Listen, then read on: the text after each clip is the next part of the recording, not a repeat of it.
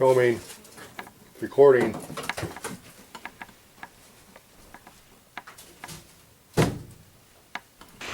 Hi, welcome to Backwoods Unplugged, Season 2, Episode 8. Hey, it's nearly the end of August, and we're headed in September. And for those of you who are lucky enough to live out in a country or someplace that you can burn wood, and you're looking into another wood stove, maybe something more inexpensive, something smaller.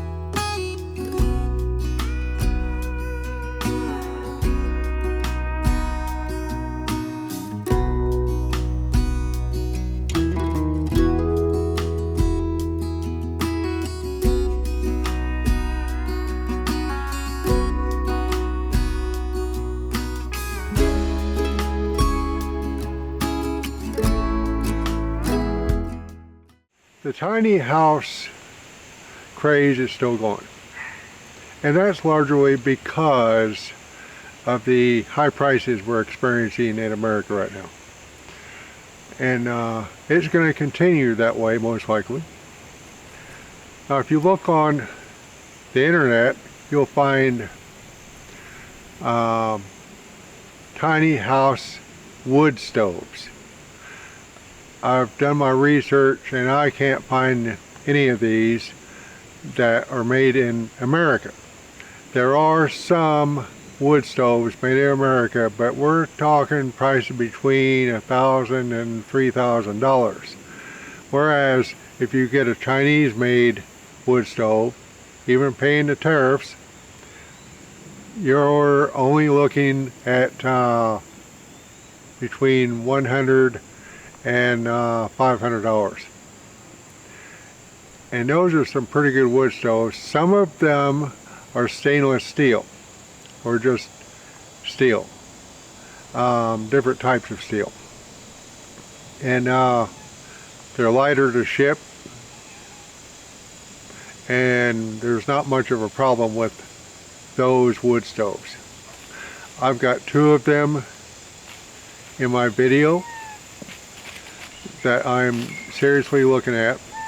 One of them is a really tiny house wood stove, and very efficient.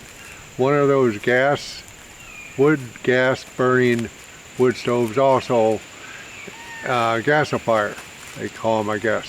I'm an old country boy, I just read this stuff.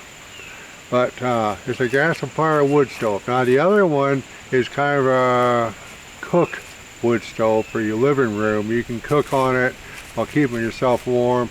It's got a couple of wings sticking up, and you can set pots and pans on it and cook on that if the power ever goes out. Whereas the little wood stove barely has room for a small coffee pot. But either one of those are light enough for an elderly guy like me, or somebody that can't really lift a lot. I've got back trouble too, and so these things weigh, I think the heaviest one is 75 pounds, and you know, it'll take two people to move that big cook stove out of the way. It's made out of steel. The little one, I think it weighs about 15 pounds. And it's pretty easy to get it up and move out of the way, and then install your air conditioner in the spring. So you can have a small wood stove in the winter and an air conditioner in the summer. And then inside of a small, tiny house, that's the best way to go. One or the other. And this episode is all about saving money.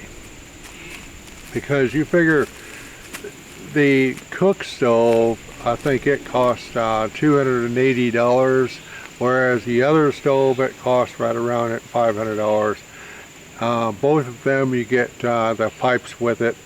And I'm going to buy the smaller one because I can get elbows for it. I think it's 2.76 inches, and the bigger one is a 5-inch stovepipe. And I think the pipes they sell in your local stores are 6-inch. So the 5-inch are pretty hard to find, especially with the elbows and stuff. I can't find any 5-inch elbows. It might be a misprint, I don't know.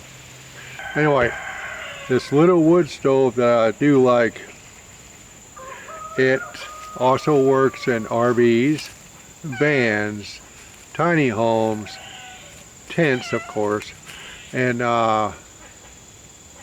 so in the winter time I'll have my wood stove going, be nice and toasty in the studio, and hopefully in the kitchen too, from a little bitty wood stove. Well, funny. And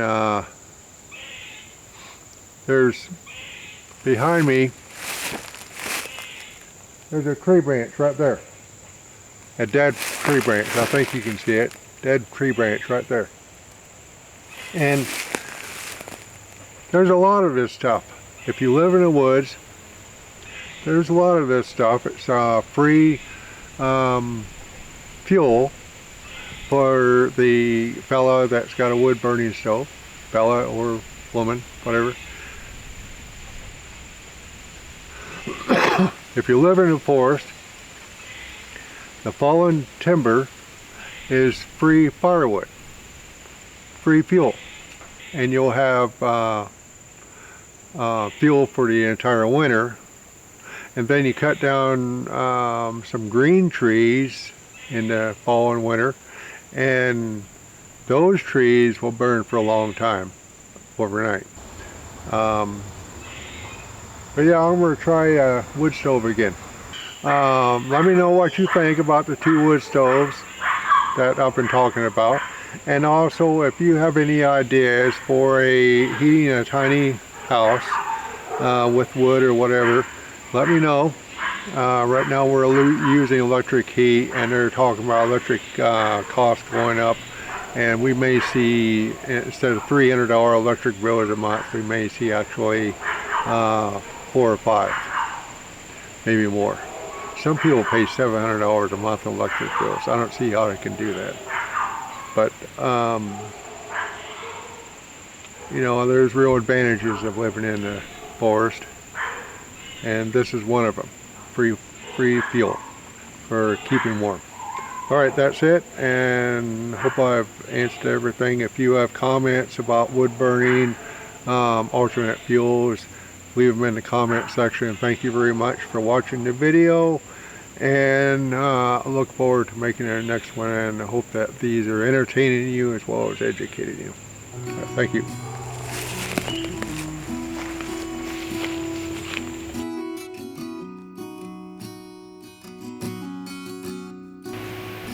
Hey, my name is Rick Kepple, and the unique thing about buying from Byrider is that you get a warranty with your car.